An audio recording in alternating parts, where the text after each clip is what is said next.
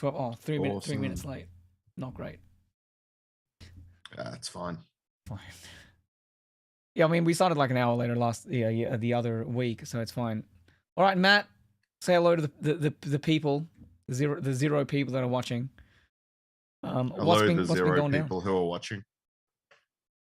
Sorry, say that again. Sorry. I was asking what's been going down. What's been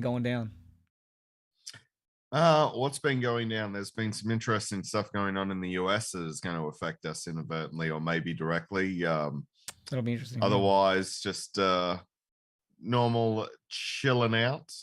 Actually, Wednesday, I went to see the Auntie Donna's comedy show here in Canberra. They have like 5 sold out shows. Crap. Hold on. And it was absolutely fantastic. Yeah, nice. So you froze on stream because my computer's getting a bit dodgy as I try and do some things behind the scenes. Nice, yeah. So Auntie Donna are the guys. They have like a Netflix show in Australia, right? The one that you showed me once. Is that right? Yes. Is that those guys? That's those guys. Yep. Yeah, they're it's pretty out there. Satirists, basically. They're very clever. I like them a lot. I think like if you're looking for some just abject insanity, they're you guys. Yeah, cool. What about in politics, Matt? All right, politics this week. We got to talk about politics. Unfortunately, yeah, it's important. We're going to talk about politics. First thing I wanted to chat about this week, just sort of to ease us in, and then we can start talking about the election proper. But if you're ever wondering, like, why should I not vote for a Liberal Party? Well, I have a perfect example here. So over in America this week, a leaked discussion document suggested that the US Supreme Court are looking to overturn abortion rights. There was an abortion ruling about 50 years ago in the States called Roe v. Wade, and that basically guaranteed that it was illegal to not provide some sort of abortion services. Now, over in America, the GOP, being the Republican Party, they have been slowly chipping away at those rights, and the evangelical right has found their way into the Supreme Court. And so the discussion that they have been having is to overturn that ruling. Now, a lot of people will go, well, that doesn't really affect us. We live here in Australia.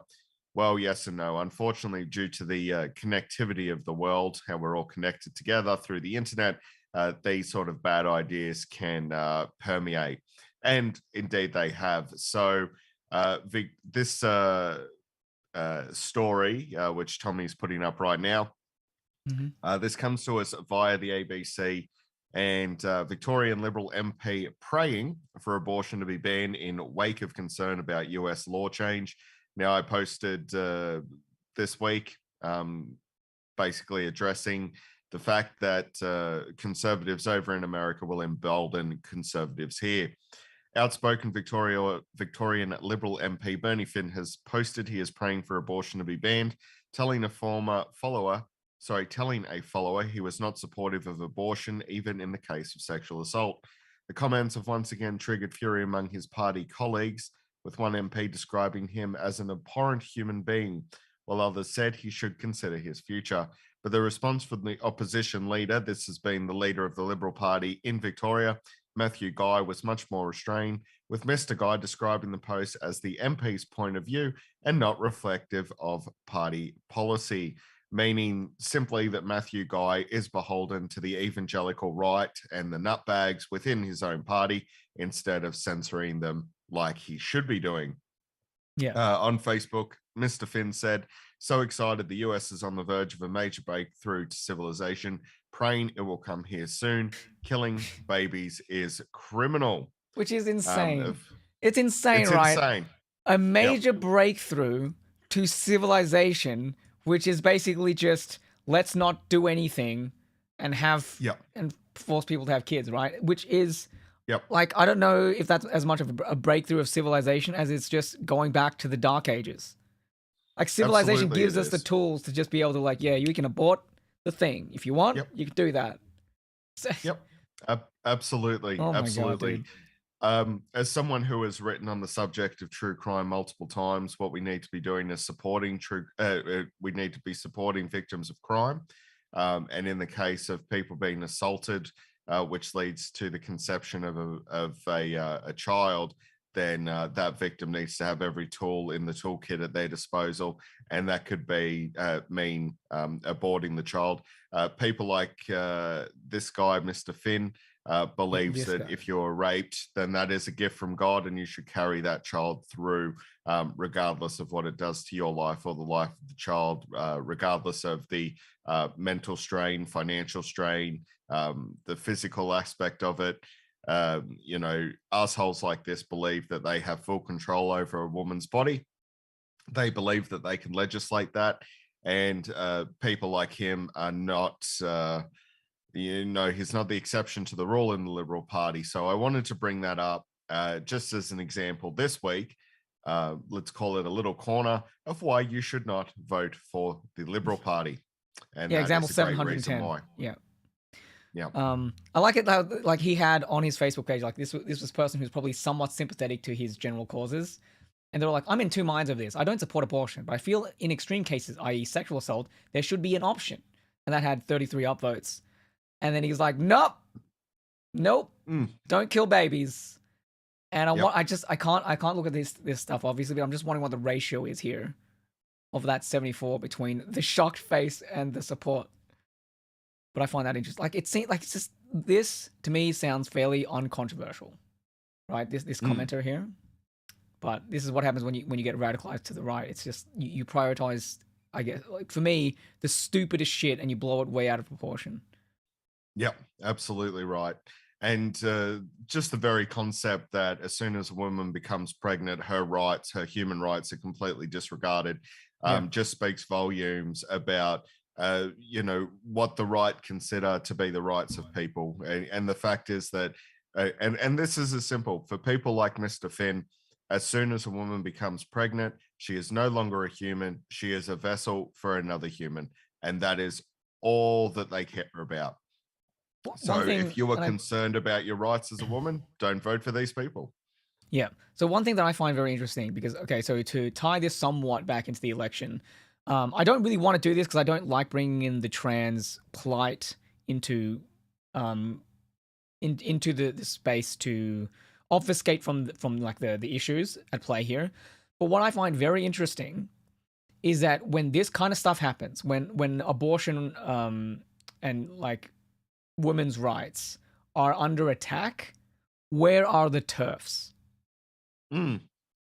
Yep, very right? true. Because they talk about that shit all the time as if it's a huge deal, but then when you actually get rights erosions, they're nowhere to be found. It's as if they only dislike one group of people and want to persecute them, and that's their whole agenda. And they wrap it in this frame of radical feminist stuff, and it just isn't there. As we've discussed before, where's Deeves on this? She has said that she is an ultra feminist, a super feminist, but we haven't heard her comment on this sort of thing whatsoever. She's in hiding, the simple so answer whatever. is that they won't. Yeah, but it's more like J.K. Rowling and those types, right? Yeah, they like to wrap themselves up in the cloak of feminist support, but really they have an agenda, and what they're doing is they're using it as a shield in order to propagate hatred, and it's never going to change. But yeah, very scary stuff. America is slowly moving more and more towards the Handmaid's Tale every day. And look, I'm glad you brought up his photo, Tommy, and I shouldn't really do this. It probably falls in the category of bullying. But ladies, would you like this man to be in control of what happens to your body? Look at that face. A face only a mother could love. Horrifying. Absolutely horrifying.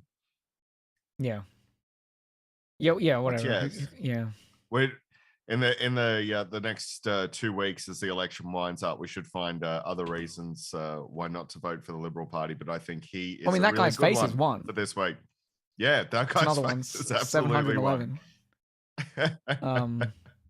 Okay, so this has actually been a pretty packed week, and I wanted to bring up. So I think, like the day after our last stream, it was Sunday, and that's when Labor decided to do their campaign launch, which happened in Perth, I think. I'm pretty sure it's Perth. That's the capital of WA. And they, had a whole bunch of stuff there. I watched it, and I thought it was fine.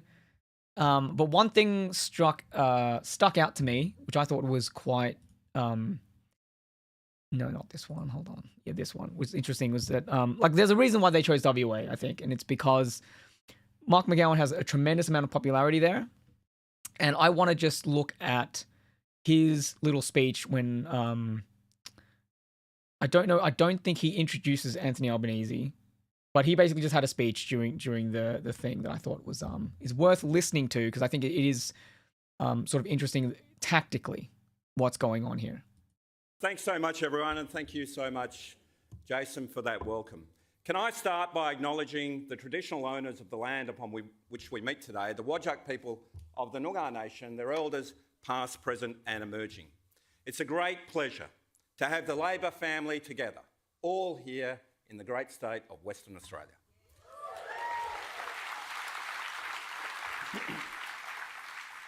Who would have thought that in a 12-month period, Western Australia would play host to some of the biggest shows in Australia?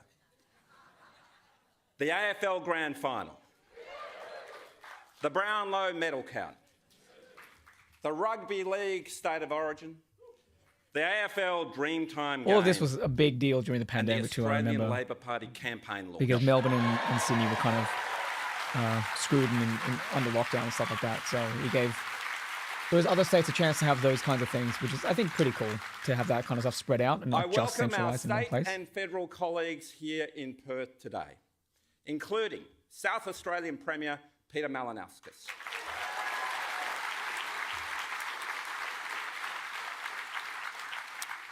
former Prime Ministers Paul Keating and Kevin Rudd, and the next Prime Minister of Australia, Anthony Albanese.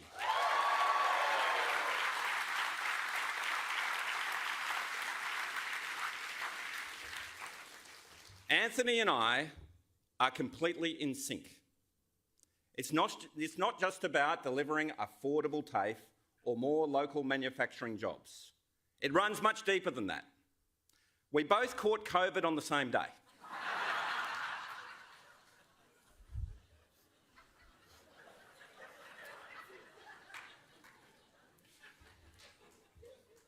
We are both proud poodle owners.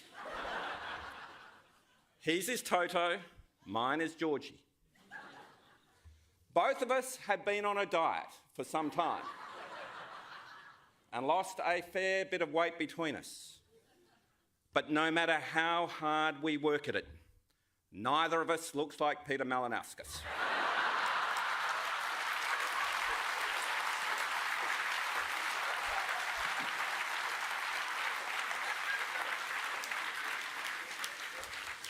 I forgot Anthony, how like me, is a student of long history. they prattle on for, Both of because us it's been understand quite the some time importance since of I watched Western a Australia. political speech, Not just Yeah. to the like federal in election, its entirety. but to the Oh, dude, you should watch. I mean, I'll bring this up in a little bit, but you should watch the one of those debates between two politicians.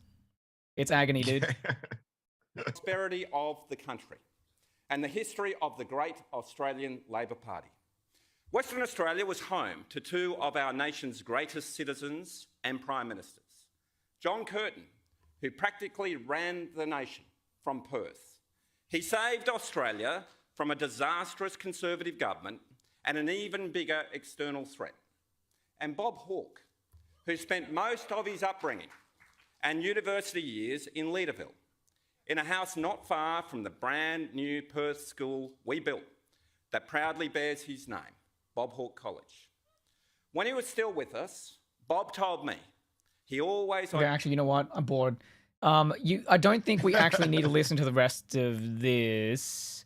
Basically, like that opening, I thought was quite interesting, because what it does is McGowan, and like it says it at the title, at the top there, it goes, Anthony and I are completely in sync, right?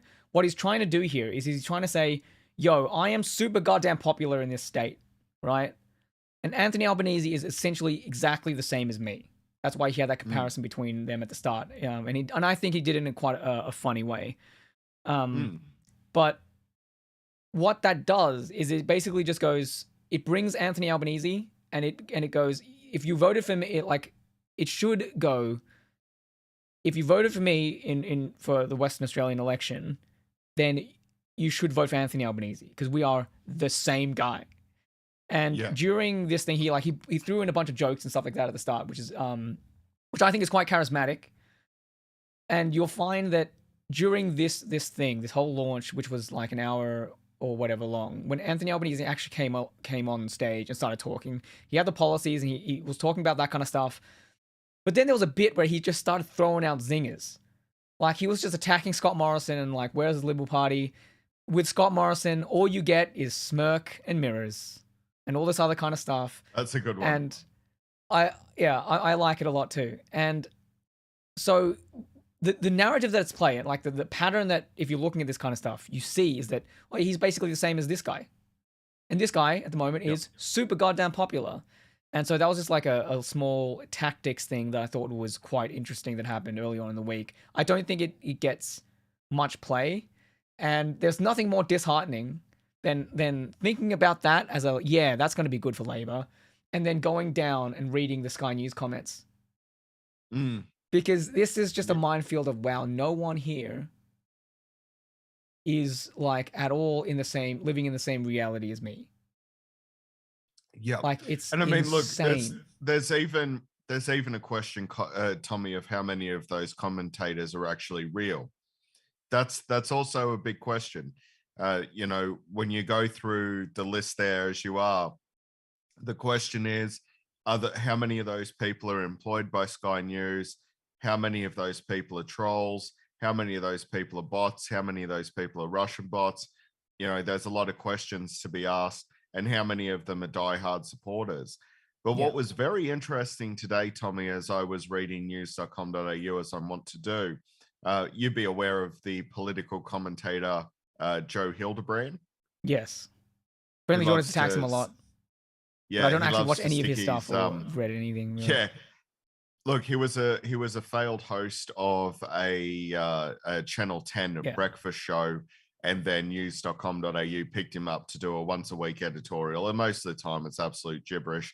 Every now and again, a broken clock is right twice a day. And that's the perfect way I describe Joe Hildebrand as a commentator, as a social commentator.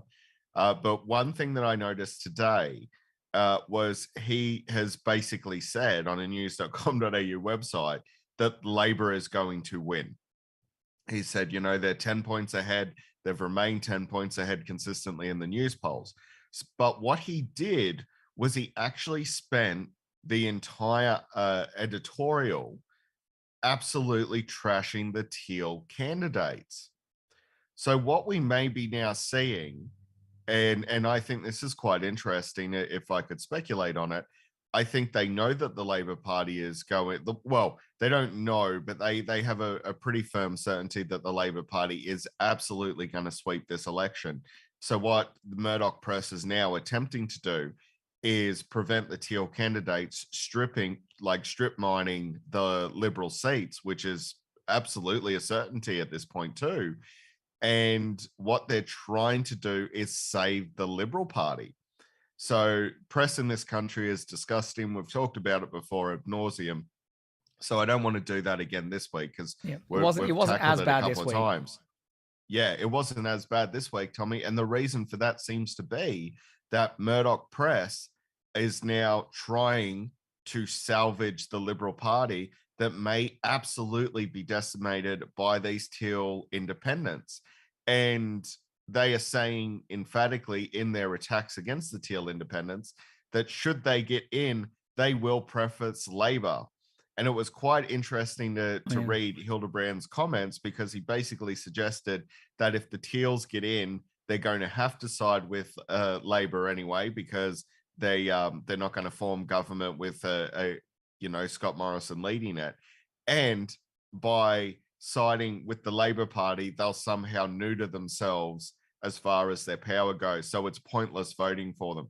AKA, please don't strip Liberal MPs because we need to save the Liberal Party because we plan to rebuild it over the next 3 years. Yeah, well, I mean, they're scared. I mean, yeah, and I think they should be. I think it's a really good thing that the Teals exist. And one of the things that like distracted from Albanese's GAFF this week, which actually in my estimation is a worse GAFF than the one during the first week of the campaign.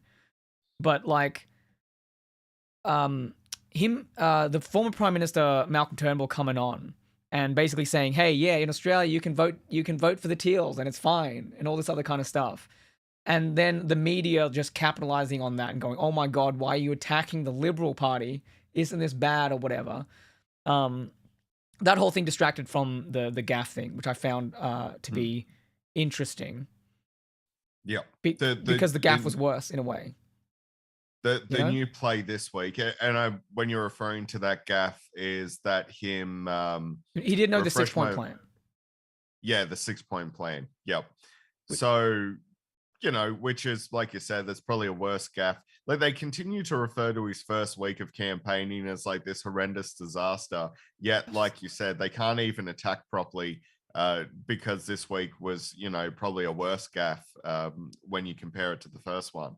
Yeah. But yeah, the honestly, I think when it comes to Malcolm Turnbull, I believe that his family is probably involved in funding or helping to fund some of these Teal candidates. Like, this is him going after the Liberal Party, him turning around as a former Liberal MP, Prime Minister rather, turning around and saying, look, you can vote for these people, I think sends a pretty clear message whose side he's on. And it sends a pretty clear message. He's been on this side for a while. Like, he had this opinion in the last election as well, I think. Yeah. Yeah. And it sends a clear message to liberal moderates that you do have other options, and that is not the Liberal Party, which has been taken over by an extremist right-wing viewpoint. Those people hide in the corners. They're the power brokers. Your Tony Abbotts, your Peter Duttons. These people who sit quietly in the background are the ones. A term that I will use against the Liberal Party that was used against the Labor Party years ago, the faceless men of the Liberal Party who continue to prop up bad candidates, bad policy, and they do it from the safety of extreme right-wing conservatism. So Malcolm Turnbull is signaling to his side of politics, hey, you do have an option as a moderate conservative. These are your middle of the road candidates. These are what I would colorfully refer to as liberal-like candidates.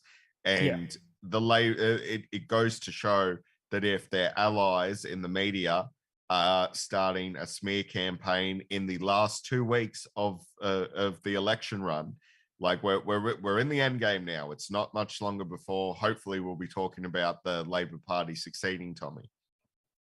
But yeah, it goes to show you how scared they are. Yeah, look, I don't know. Yes, the Teals do represent a big thing. Actually, so one thing on this topic very quickly. I was going to say this for later, but I guess we can talk about it now. But I have so Anthony Green, which is like the ABC's election analyst. He's really good at that kind of stuff, and basically, I think across Australia, if he calls the election, that's it. There's an equivalent dude in America that does the same thing or whatever, right? But he was on ABC. I wasn't able to get the footage, but I remember what he said, and he was basically asked, like, what do you like? It seems like it's increasingly likely that there's going to be a hung parliament, right? Like, what do you think about that? And he basically said, whether or not we get a hung parliament is based off of the battle between the Labor and the Liberal Party. That's the main thing, right? And if polls go if the result goes the way the polls are indicating, then Labor are going to form government no matter what. Yep. When it comes to a hung parliament, that's only going to happen if the Labor doesn't do as well as the polls suggest, and then the Teals winning those seats can become important, right? So one of the things that like he's because he can't say. He's very careful about like saying who's going to win and all that other kind of stuff. He's very very careful about that, like way more than anyone else. And so what I extrapolate from what he said is that it's actually a very good sign that these teals exist and that they are a massive threat to the Liberal Party, because that's going to affect the first part of what he said. So Labour winning should be easier this time around because the teals exist, and them existing takes resources and time away from what the Liberals would consider safe seats, or what Peter Credlin would say they are owed by right. So somehow she thinks that democracy doesn't exist, and that if you're a coalition safe seat, you own it. That's yours. That shouldn't be taken away from you by the people. But that aside, by people exercising their democratic right, it's like, it's just day after day you watch their stuff and it's like, oh, the mask slipped again. Okay, but that doesn't get much play here, unfortunately.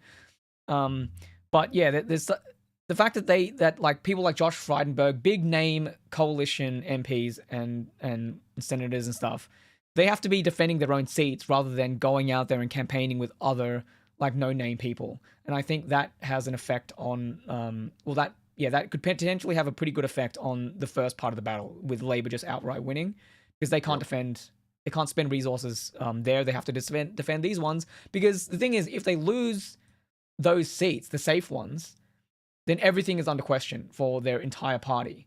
And people like Josh Frydenberg don't have a job anymore, which is incredible. Yep.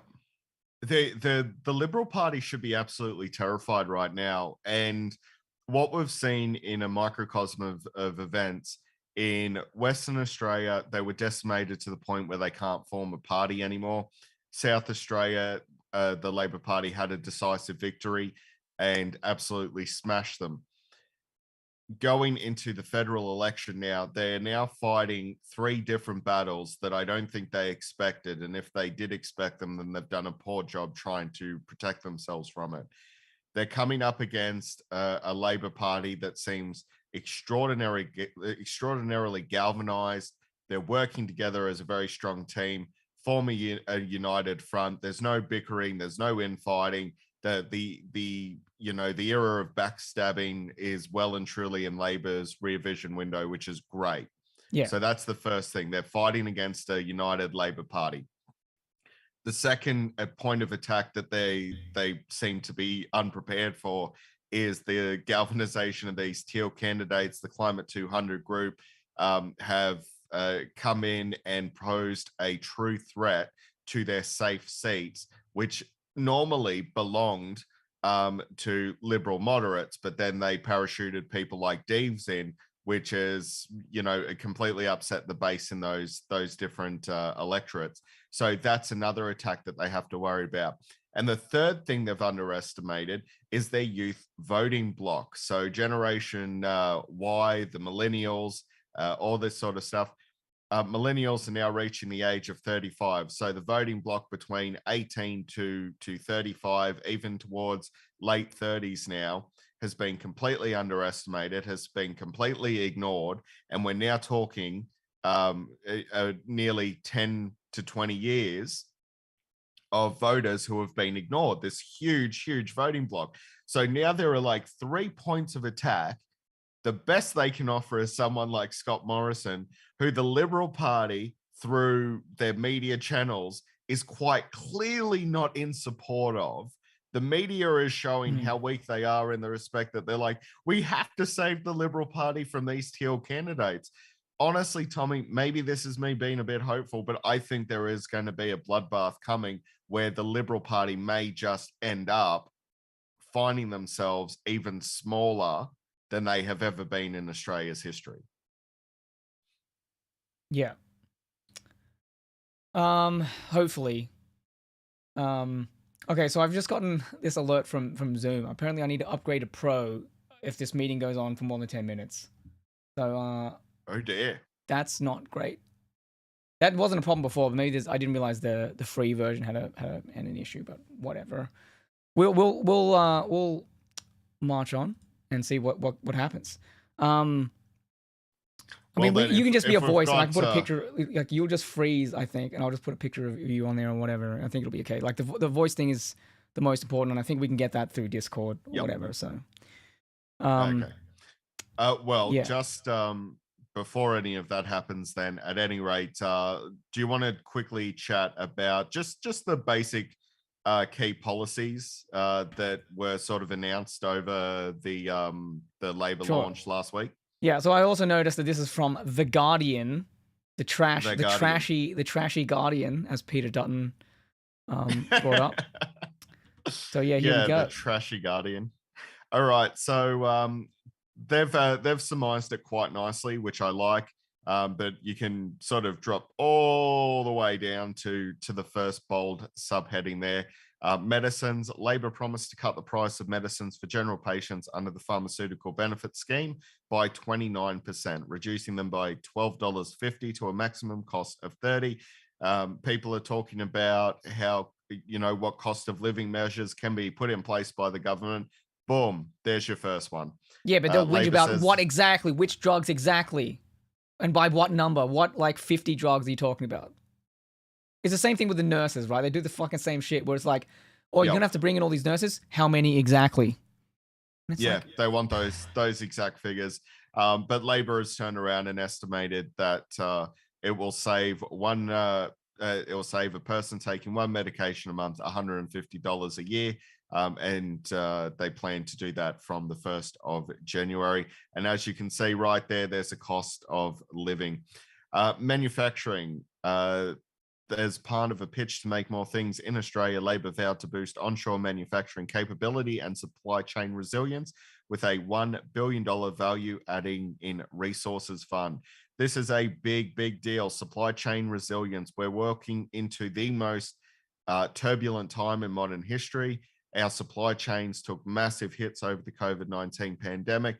We do need to make sure that onshore manufacturing is strong, because we may be more and more reliant on our own products, our own workers. And so this is a really important one for everyday Australians. And supply chain resilience is a huge one as well. We need to make sure that we not only can produce here, but we can get that product to people who need it. So that's a really big one as well. Yeah, like this is just good. This is just generally good ideas. Like it's yes, one of the issues, like with cost of living especially, like you think about inflation and how it is, most of that is because of supply chain problems. So like China being shut down and, other stuff around the world. If we had better manufacturing in this country, that like those shocks wouldn't affect us nearly as much. Yes, absolutely. So, I've said this multiple times, but Australia should be making microchips. Yeah, for sure. We have plenty of sand to do it. We should be making microchips. The next thing that they tackled is the gender pay gap. Albenese promised to make gender pay equality an objective in the Fair Work Act and to strengthen the Fair Work Commission's powers in order to pay for increases for workers in low-paid, female-dominated industries. Specifically, these are aged care, early childhood education and care, and disability care, which translates to making sure that traditionally female industries, teaching, nursing, aged care, that these people are paid appropriately to industry, above industry standards, because the industry is paid so low, and to make sure that we're lifting up those people who are doing a tremendous job looking after us. Just this week in New South Wales, the teachers, and full disclosure here, my sister is a teacher, the teachers went on strike, and I fully support that action. I think they deserve to be paid a lot more than they're being paid in order to make sure that we're delivering the best education standards. So that's a big one as well. It also hits close to home with me, with my wife being one of the very few trained butchers in Canberra. So it would be nice to see if everyone is treated appropriately when it comes to pay. The fourth one, this is a big one, electric vehicles. Labor says it will establish a new $500 million driving the nation fund, which will allow the Commonwealth to co-invest in electric vehicle chargers, as well as hydrogen and biofuel refueling infrastructure. This is going to be a big one. The days of fossil fuel are numbered. We see that. We're seeing that at the fuel pump. The excise was cut, yet we are back up to $1.78 a litre. So it lasted like 2 weeks before we're now paying at the Bowser again. I see this as yet another cost of living It's going to introduce a brand new industry into Australia, which again also plays into the manufacturing pledges that they've announced. So, this is going to be great. They're pledging to build a national EV charging network, which leads to infrastructure, which leads to jobs. And that's going to be at an average interval of 150 kilometers on major roads and a cost of 39.9 million. So that's, again, building that infrastructure. All of the great thing about this, manufacturing leads to jobs. Jobs leads to more wealth. More wealth goes into the tax system because we know the rich don't pay tax, but people like us, we pay tax. Those taxes then go back into building more infrastructure, which leads to building more jobs.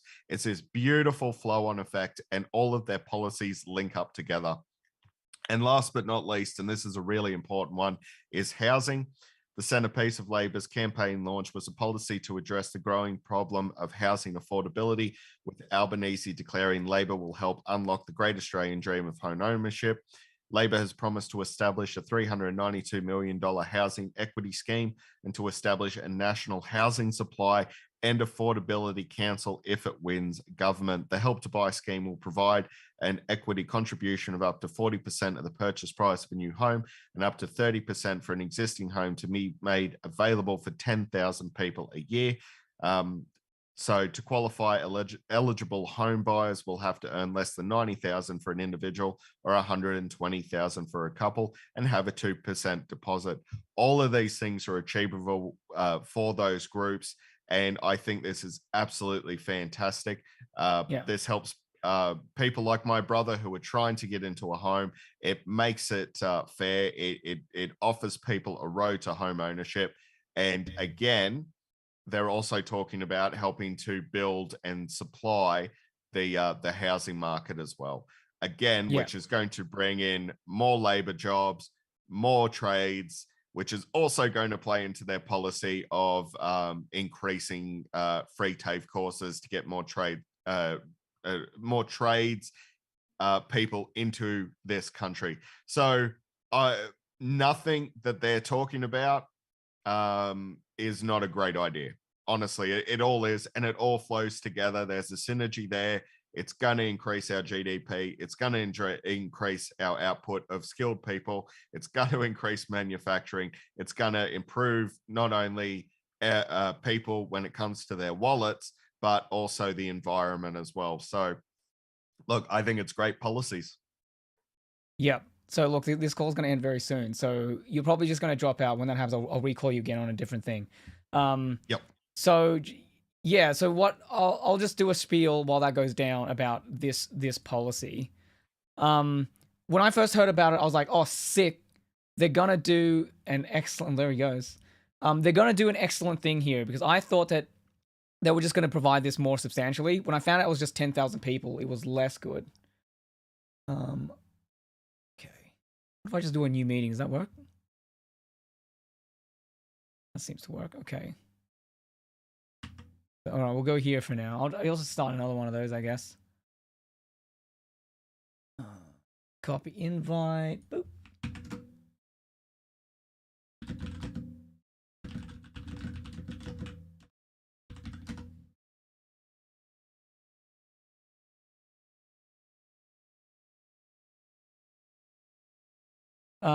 But anyway, like this plan of it, I thought it was going to be more than 10,000 people, but I think they reached this number because they don't want to exacerbate the problems in the housing market, as in they don't want to make it larger than it is. And people are saying that the Liberal Party attack line on this is that it will increase inflation because it's getting new people into the housing market without addressing the supply issues.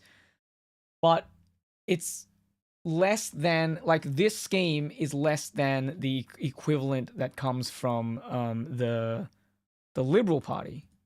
Hello, Matthew. Hello. You can hear me, but you can't see me, correct? Yes, you'll be fine. I just had it on my screen, but yeah, we can see you.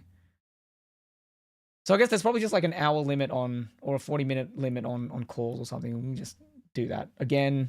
Hopefully we can get through everything before the show ends, which is likely anyway. So we probably won't need to do that another time, I think.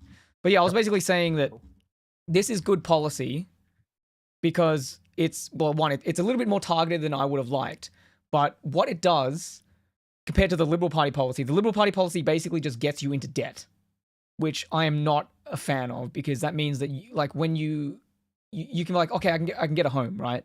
But then you're just so indebted that you basically just have to work for the rest of your life to pay it off, which is not great. I like people being free, and Labor's policy is they're going to cover like almost half of the loan, which means that the government is fronting the debt that you don't necessarily have to pay off. Like if you get into a position where you can pay it off, then you start paying off their side of the equity, and then you get to own it.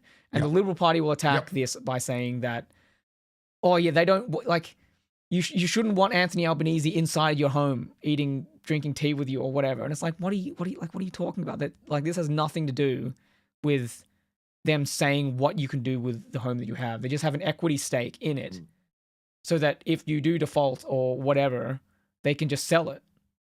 And if house prices keep going up, then this shouldn't be a problem for anyone, and should sort of like pay for itself in a way or whatever. And it gets people to homes, which is good policy.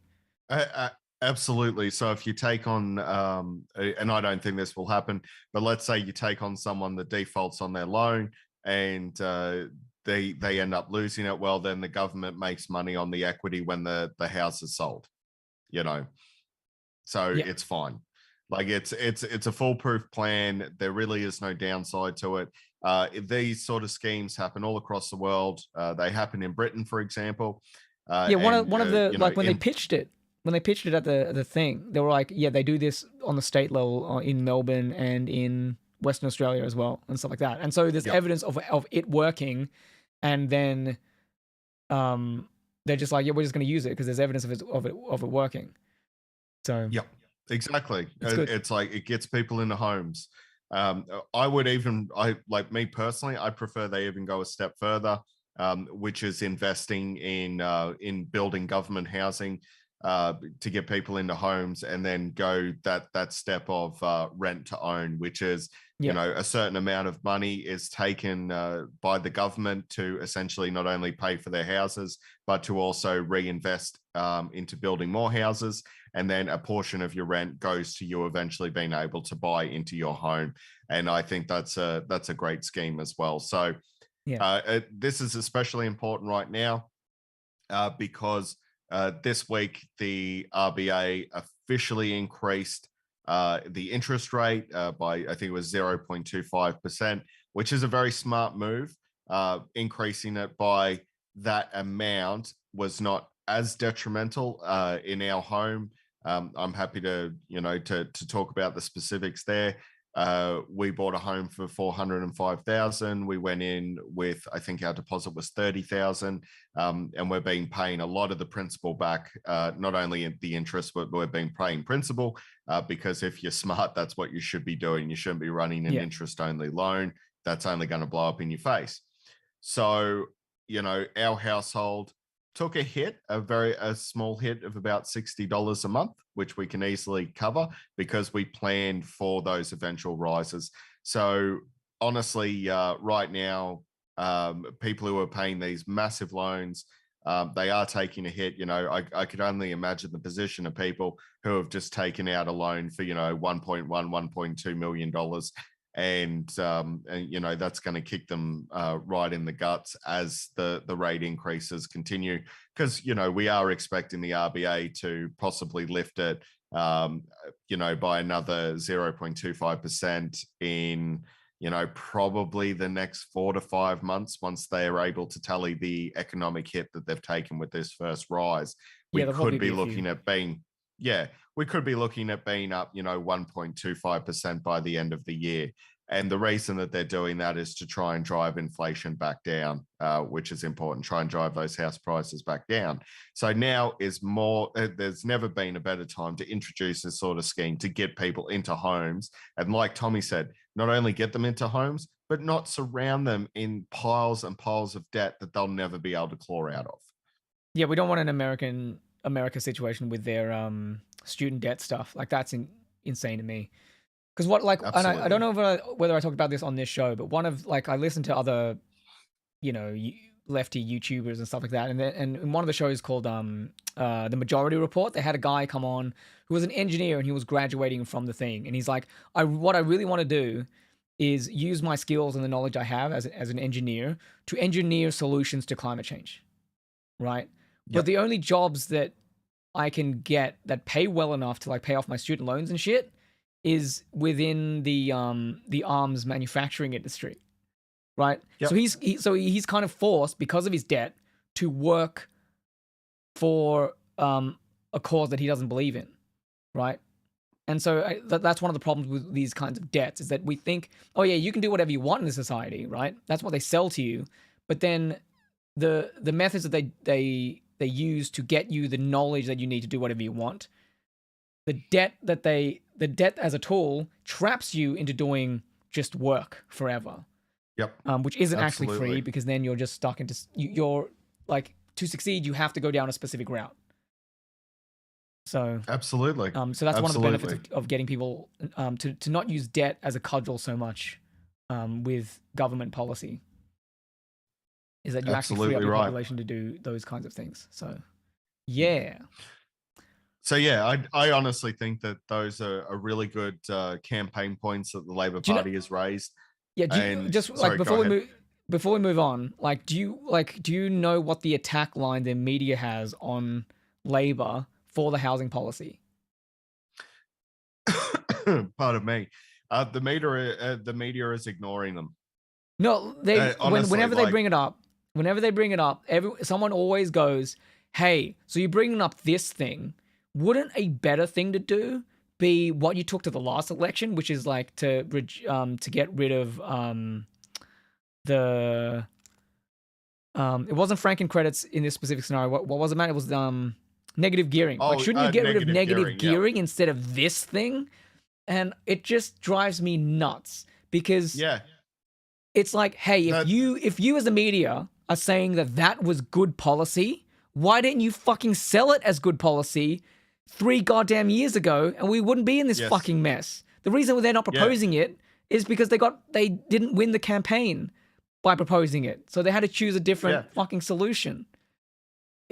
When Bill Shorten took that to the election, leading the Labor Party, he said we are looking to minimize the effects, or it completely remove the option to negatively gear. And the idea of that is that you would only be able to buy something within your means. You couldn't just buy 5 properties, negatively gear them all to show that you're losing money on all of them in order to continuously increase your property portfolio by just basically rorting the system. And that would lead to more houses being in the market, which would have lowered house prices. The media slammed them for suggesting it. People who were negatively gearing slammed them for suggesting it. They also talked about, as you said, Tommy, removing the franking credits. They got slammed for it. So why the fuck would they introduce that policy a second time and hope for a different result? And then the media, they know what they're doing. Like, they're not ignorant of what they're doing. All they're doing is attack. And if that's the line that they're using, no one brings that up to Morrison either.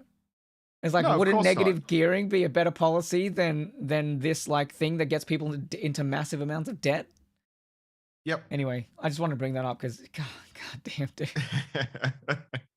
Yeah, look, like I've said on previous streams, there needs to be a royal commission into media in this country. There really, really does. It's shocking. It's really shocking. Even I have been a supporter of the ABC most of my life, and even the ABC, I'm looking forward to hopefully a Labor government coming in, refunding the ABC and bringing in some journalists with a bit more of a backbone or a little bit more integrity, because I'm just not seeing it at the ABC anymore either. So it would be nice to see a much more, honest media landscape. Yeah, I want the ABC to actually just do journalism and have their own voice rather than just regurgitating Murdoch press. What they do a lot, and I've noticed this more now, I don't know whether they did this before, but what they do on their news breakfast shows is hey, here's a summary of the headlines, and they will just run through all the Murdoch press headlines. without commentary or anything like that. And I'm like, what is the point of this? Like, especially since a lot of you journalists would know that whatever thing they're showing is just bullshit. Yep. Right? You don't have to uncritically just present it. Right? You can't just not present it and be like, no, that's bullshit. We're not going to cover that. But it's also a waste of time. These are the headlines for today. And I could read those mastheads myself, or I could jump on the internet, actually do some fucking journalism. Yeah. These are the headlines these are the top 10 headlines of today. Join our YouTube channel. Fuck off. Honestly, what a waste of everyone's fucking time. Yeah. Okay, so real quick. So Anthony Albanese, during the day after that GAFF thing, so this is something I wanted to cover because I watched it and I'm like, oh shit, you'll never see people cover this, but I thought it was a really nice little moment from that little thing. I think I've got it prepped up. Cannot envisage He'll get there eventually. Like, he's kind of getting grilled and he got really angry like around here. The once in a century pandemic, which was cool to see. You have to do so. But there's just a moment of humanity that I liked. So that we learn the lessons, not as a political exercise, although some of it undoubtedly would be political. You would want to understand how it is that, even though the government was being warned, and the reason why I'm showing this part is I want you to see the switch who were increasing their that profits. happens. They chose not to change any of that, and we saw tens of billions of dollars go to companies that were increasing their profits. At the same time, as we've seen here today, volunteers are coming down and packing food, some of which is, to give credit where credit's due, some of this food comes from local businesses as well. There's an arrangement to give a free ad here with Coles at Marrickville Metro, for example. So I agree. It's a serious question. I'm addressing it seriously. What I'm saying is that we will examine it, but I support looking at it through a measure like a Royal Commission. We haven't finalised what the structure would be. We're still in the pandemic, so I think I found that out in the last weeks I've had COVID, and on the day, one of the days that I was in isolation, 50 people died. This is still having an impact, this pandemic. This is real, the impact that it's having. We need to examine it.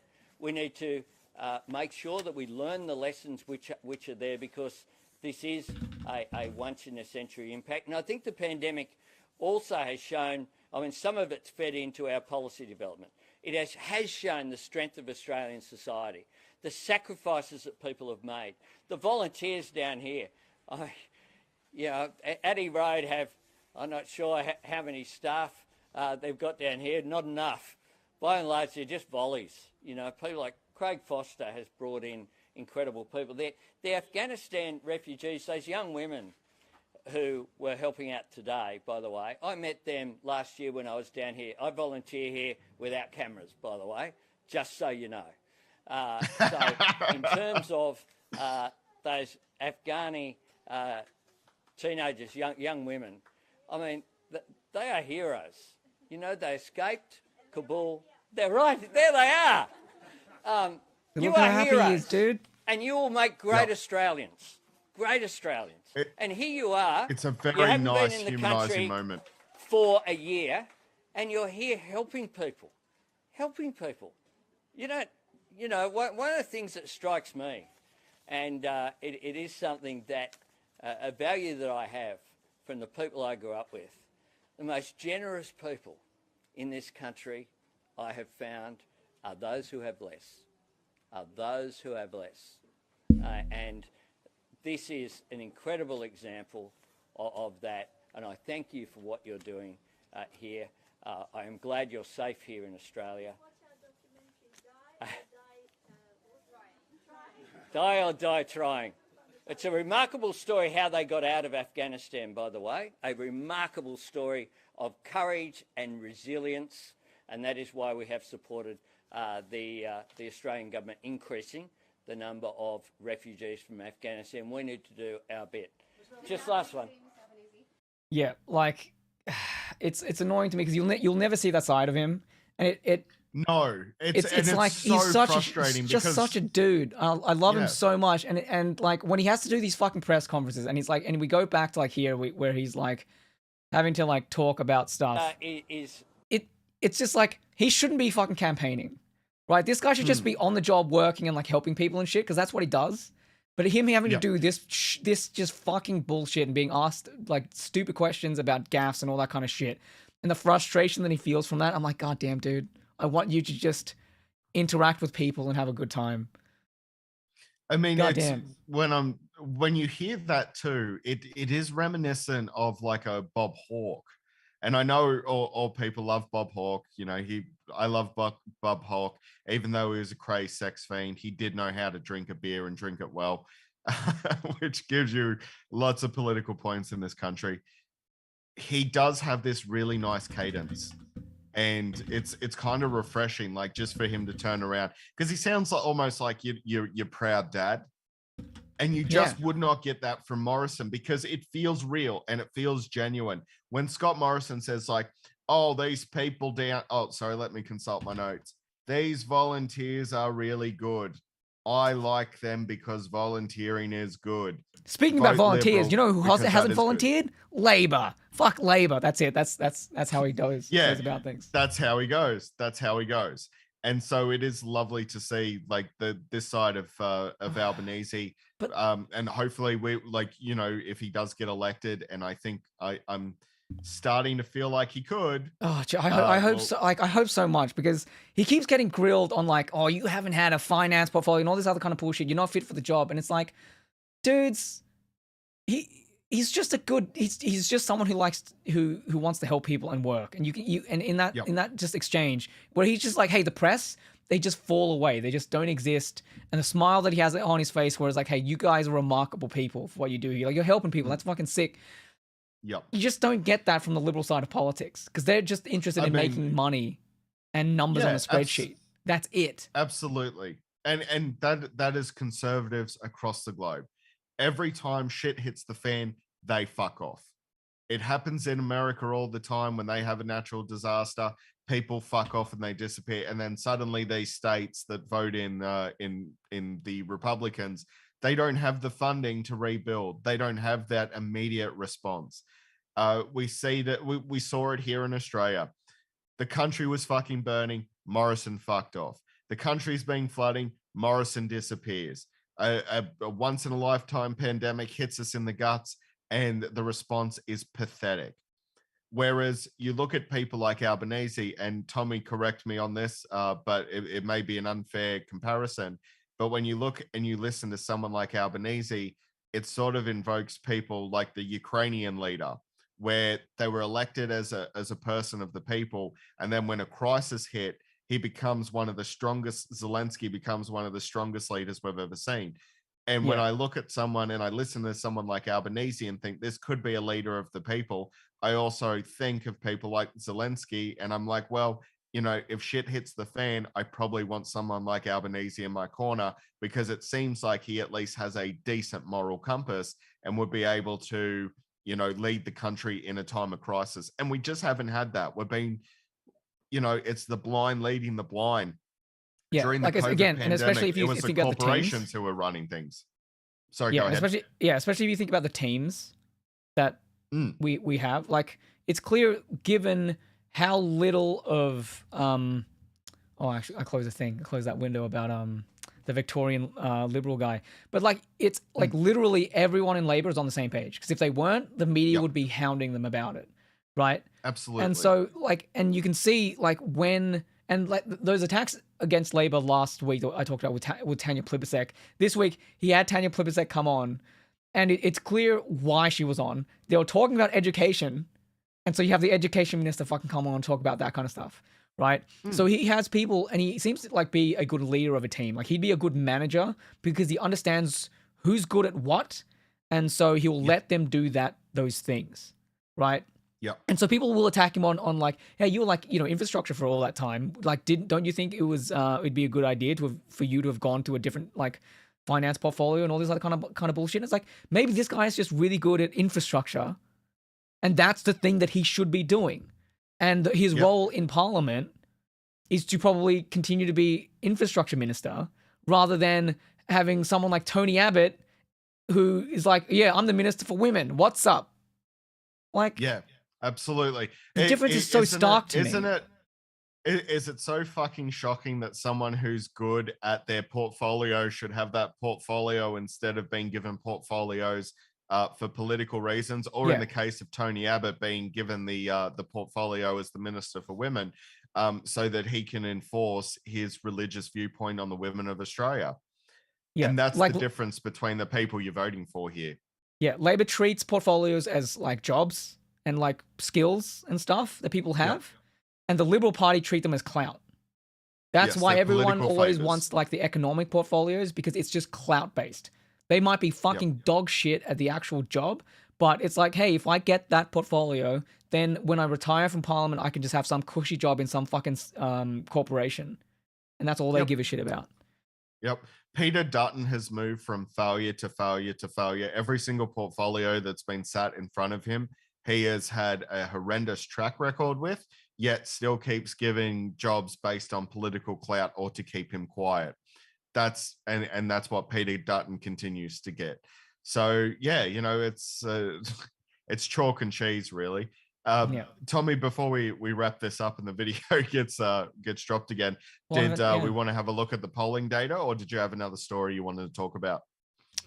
No, so I want to do the polling data and one more thing if you have time. The Zoom hasn't talked. I've about dropping the call, so I'm thinking that there's. I know it might just be a random occurrence, where it'll just like randomly ping a meeting that isn't paid for or whatever. But anyway, we'll look at the polls, and according to Roy Morgan, it has Labor have increased their lead ever so slightly. On the two-party preferred, see little tick there. That's good. It's good shit. The thing to this take was before away the from GAFF. this. So I don't know if that might tip it back down or whatever, but either way, it'll still be even with what it was before, which is still, at least in this respect, good. They've remained consistent now for a solid 4 weeks.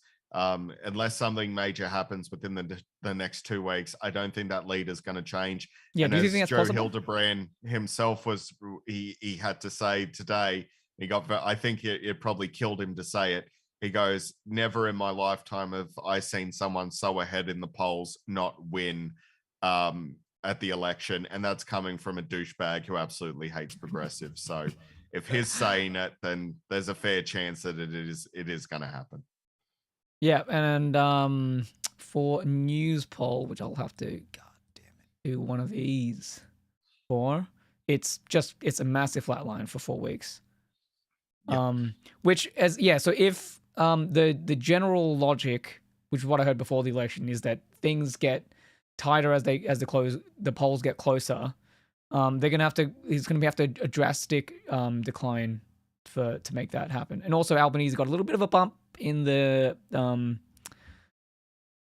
who's the better PM thing, which really annoys me, dude. Like, there is no way that Anthony Albanese would be a worse PM than Scott Morrison. Like, god damn. The problem with that sort of polling is the reason that he's having a hard time gaining is because it's people are able to make a clear decision on people that they know, rightly or wrongly. So Albanese doesn't get a lot of play in the press, which is not his fault. He's out there doing his talking points.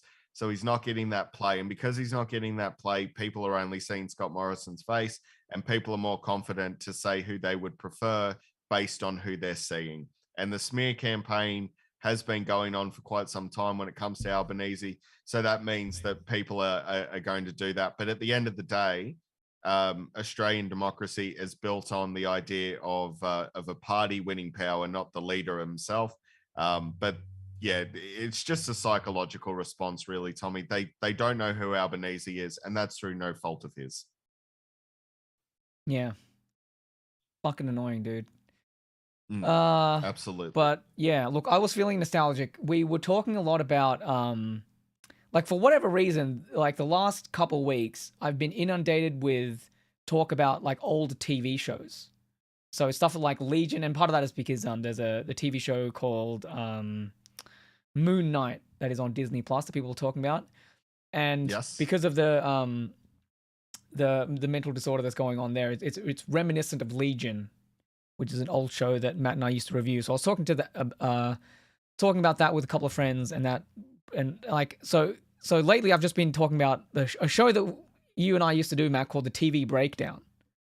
Yes. And it got me a bit nostalgic because there was something that, and I want to show you here. Like we had this whole podcast where we talked about TV shows, and even though the site is a bit shit now, and I was built off of like fairly bad code at the time, but what I really liked about it was just the TV show stuff, because we did a show every week. We talk about a TV show, and like for instance Legion. And we'd rate each episode, and it was a bit of a mess because each week was just a different episode of a variety of TV shows. So unless you were following all of them, it was kind of hard to go through them. Yeah, it was. We learned how to not do podcasting by doing the first version of the Modern Meltdown and the TV Breakdown. But that's how you learn. You struggle about until you find something that works. But what I really liked about that experiment was this site, which was just this mapping of each of our ratings for each of the episodes, and I'm like, whoa, why the fuck did Matthew hate episode 5 compared to everyone else? And then I can go over here and be like, and I can read Matt's little thing about it. And I just like this site. I just like what I did here. So I thought I'd bring that to your attention. It was a very, very innovative way to review shows, honestly. It was very cool. You were just feeling nostalgic, and you actually, out of curiosity, why did I hate that episode so much? Oh, sure, yeah. I'll go back. What show was it as well? I only see the tiny. Yeah, sorry, we're on Legion. So this is Legion episode 5. You said the use of classic filmmaking techniques are not only on display in this episode, but are used expertly to give Legion a very unique voice, making it a show that stands above the rest. I mean, to be fair, you gave it a 7 when everyone else gave it like a 9. Yep. So I think, or maybe this is no wait, this is episode 6, not 5. You gave it a 5. Someone wants us to do Strange New Worlds. Speaking of nostalgia, in the YouTube chat. Actually, speaking of Brave New Worlds, I actually watched the first episode last night. I'm guessing that the person who wants me to talk about it is Cookie. Is it Cookie? Did he change his name on YouTube then? No, Mr. Noosphere. I'm not sure who Mr. Noosphere is. Hello, Mr. Noosphere. Nah. No, it's not. I assume that's a no, you're not Cookie. Sorry. Hello. Yeah, speaking of nostalgia, I don't want this to turn into a mini review, but I'll do it anyway. Do it. Just do it. We have time. Yeah, I watched the pilot episode last night of Brave New Worlds, and they did something that absolutely confused and confounded me when it comes to New Trek. It felt like Star Trek, and it had some rough edges, but it also like did the right Star Trek thing where there was sort of some morality and no one did anything ridiculously stupid, and it seemed to be well written, and I was very confused because I enjoyed it. It actually seemed like Star Trek again. So I don't know how to feel about that. It kind of bums me out actually, because I love Red Letter Media, and they've been reviewing Picard, and it's slowly been killing Mike to review Picard. And at the end of it, he's like, like that's it. I am done with Star Trek. They've killed my love of Star Trek. This is done. And I'm like, oh man, if you just hung on a little bit. Now pilots, like they can change, like, a show can completely flip on you. But what I think is, I think what's accidentally happened is that what's occurred with Star Trek is that they want to make a nostalgic show because all of their shows are aimed at different Star Trek audiences. So it's like Star Trek Next Generation is aimed for, Star Trek Picard is for next gen fans, and Discovery was meant to sort of, it tapped into a bit of nostalgia, but it tried to be something new as well.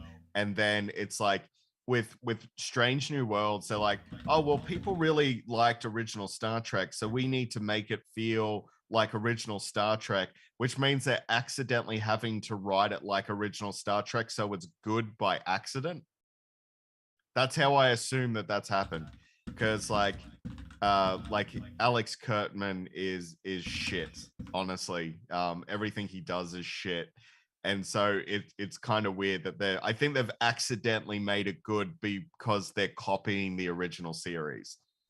Isn't that like also one of the problems with those? I remember like being generally okay with like the first, couple episodes of a show, but then as like Discovery went on, and this is not reflected here, but in the podcast we actually talked about it more. I think we made it through the whole first season of Discovery, season 1. We did, we did. But I think we stopped doing this because it's kind of annoying. Like after having talked about it, no one actually wants to do this bit, even though I liked it so much. Like I was cool with it.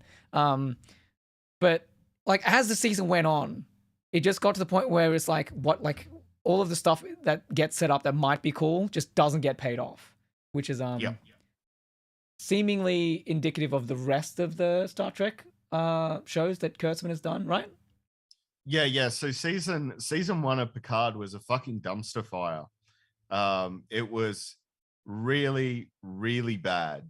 Like it was horrendous, absolutely horrendous. The first season of Picard. Season 2 has a plot thread that I've enjoyed, and that predominantly focuses on the Borg Queen and all of that stuff. There's some Picard stuff I like. There are some characters that they just need to jettison. So it's like they did course correct a little bit, and it made it tolerable in the same way that the Picard movies are tolerable, where it's not really Picard from the TV show, but it's kind of a Picard, and I can kind of get behind it. I mean, Patrick Stewart is Patrick Stewart. And then so Strange New Worlds is just it's that retro show, and like in the chat there, Mr. Noosphere has said they added Pike as a likable character. He is. I liked him. I really did. I like this comment here. I have a rule for Discovery. If there's only 2 people in a scene, skip it. It's just going to be a monologue on characters' feelings and no story development. And I think that was a criticism that we had, Tommy, of the first season of Discovery. Wasn't it like every 2 seconds Michael Burnham was crying? I remember many crying scenes every 5 fucking minutes. Vaguely. I'm not sure. Her love interest was a Klingon that was like turned into a human. And that made her cry a lot as well. There was a lot of crying. And then, people said, oh, you're just a woman showing her emotions. It's like, no. Captain Janeway was a kick-ass fucking captain. 7 of 9 was a cool character. You had all those female characters in Next Gen. Like, it was just obnoxious watching one character constantly cry over another character that was shit. I think that's how we basically summed up season 1 of Discovery. But I wish I had Strange the data for that, but I'm liking it. I'm optimistic that Strange New Worlds will become its own thing and something that I enjoy. I'm fingers crossed. I'd like a good Star Trek show. Yeah, sorry. Like I'm totally on board. If there's a good show, I'd be keen. Because I missed out on all old Star Trek, and everyone is like, oh yeah, no, it's really good. Very leftist stuff or whatever. And I'm like, yeah, I'd probably enjoy it, but I can't. There's just too much stuff for me to go back and watch it all. Well, Matt, that was one of the great how are you things. On Lower Decks? I haven't seen any of it, unfortunately. I've seen 1 or 2 episodes. It's fine. Like it fits into that sphere of like a Family Guy-esque show. That's what it is. Like they wanted that like adult. Like basically what CBS All Access have done, and we call it Paramount Plus here in Australia. I'm not sure what they call it in the US, probably Paramount Plus as well. But what they've tried to do is basically build an entire streaming service just with their Star Trek property alone. Like Halo is a dumpster fire. Don't even really worry about it.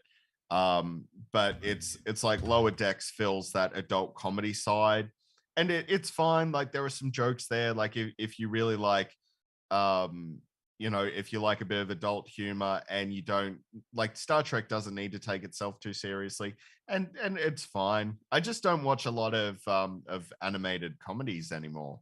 Like they really have to sort of jump out at me to watch them, so I haven't put in much time with it. The best thing about Picard though is because I'm watching it with Holly, and we've started watching it at like season 2.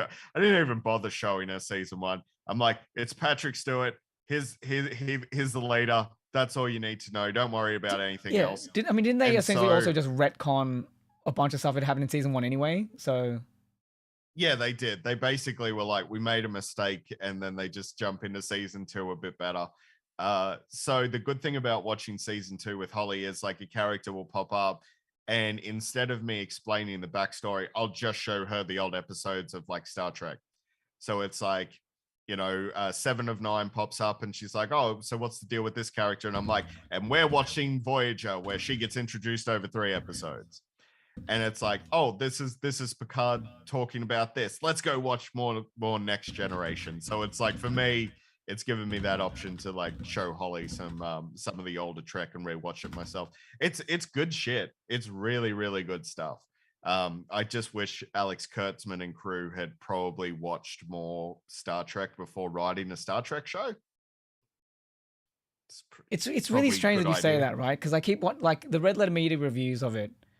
They keep bringing up like very esoteric things that happen in that show. So it seems like he has like a certain level of knowledge about these like Star Trek lore stuff, because Mike will just go on a tangent about like in this episode of Picard there's like this thing that like old Star Trek fans would get, and I'm like, well, I guess that's pretty interesting. But like I think it seems like the issue was that it just didn't connect in a meaningful way or something. Yep. So I feel like he some, or maybe part of his writing staff are of fulfilling that role, but it seems like there is some level of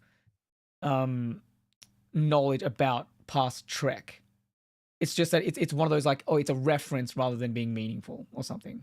Yeah, it's like in Next Generation, every now and again they used to bring in like crew members from the original series, and it was done for a purpose. Like there was a point to it, and when they would like reach back to continuity across all the shows, like there was a point and a purpose. And when they do it in new Trek, it's often just for the sake of being like, hey, nostalgia over there, look at it dance. Had enough of it dancing now, moving on to the next thing. Okay, so like Zoom did the thing again, so we have 1 minute left before the call ends, Matt. So you should do your shout outs, and we'll have to call it, I think. All right, so very quickly, I do a podcast every week called Weird Crap in Australia, which I host with my wife Holly Sol, the researcher extraordinaire as we call her. So please go check that out. What else have I got? I've got a new book coming out, Weird Crap in Australia, Volume 3 is coming out in September. You'll be able to grab that from impactcomics.com.au, as well as my previous books, Volume 1 and 2, that cover all aspects of Australian social history, from true crime to alien abductions and everything in between. So check all of that out. And I've got a graphic novel out at most Australian comic books, Killaroo Semper Fi. You can check that out as well, which has now been nominated for an Australis Award. And hopefully, it may be an Australian Award graphic novel. So we'll see. But yeah. Oh, damn it. He got cut off. I think it was right at the end, though. He was just going to say something like, yeah, see you guys around. It was rad. But yeah, thanks for watching, everyone, especially Mr. Newsphere, who's new here. And the chat's been pretty good. We've had a lot of conversations about salami and stuff. But yeah, join us again next week. We'll probably be talking about more politics and maybe some TV shows. Maybe that'll be a thing. So yeah, thanks for that. We will see you next time.